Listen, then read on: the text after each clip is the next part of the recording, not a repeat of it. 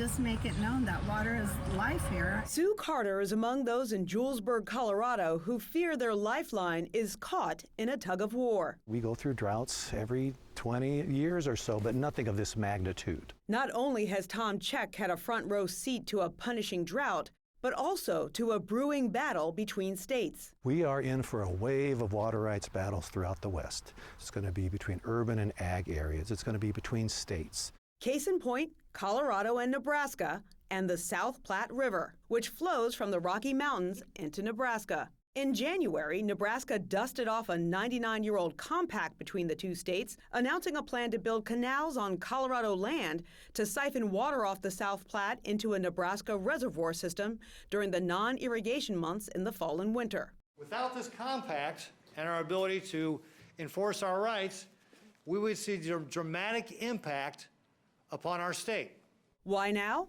Nebraska points to Colorado's ever-growing population and its estimate of nearly $10 billion for 282 new projects along the South Platte. Should all the long-term goals be affected, they would reduce the amount of water flows coming to the state of Nebraska by 90%.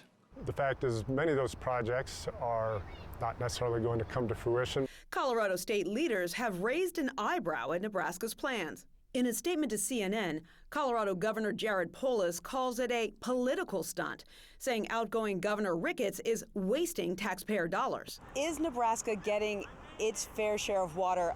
In the 99-year history of the compact, we have complied with those provisions of the compact. I'm walking in the original canal Nebraska started to build in the 1890s, but never finished. Now, more than a century later, if they were to come back to this area, they'd have to navigate things like Interstate 76, as well as take over private lands. How do you feel about them potentially coming to grab this land? Well, obviously nobody wants to lose any of their property. This land belongs to Jay Goddard, a fifth-generation rancher in this corner of Colorado who could see part of his land in Julesburg taken by Nebraska under eminent domain. But more important, he says, is what the canal might do to the overall health of the river. We have a lot of good wildlife, whether geese, turkey, deer. I'm worried that it'll dry up the river at the wrong time. Not only could that hurt Julesburg's hunting economy, but also its neighbors. In Nebraska, here, the difference between a good farmer and a bad farmer is a timely rain. Farmer Darrell Armstrong wants assurances that the river won't be allowed to run dry.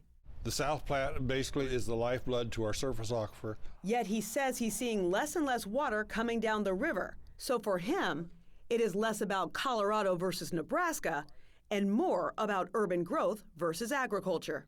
And a lot of the agreements that have been made that we're coming up short. It's just the beginning of a new era of water wars in an age of unprecedented climate change, as rivers dry up and desperation flows. Human nature is our biggest barrier, I believe, in trying to manage water in the West. Stephanie Elam, CNN, at the Colorado-Nebraska border.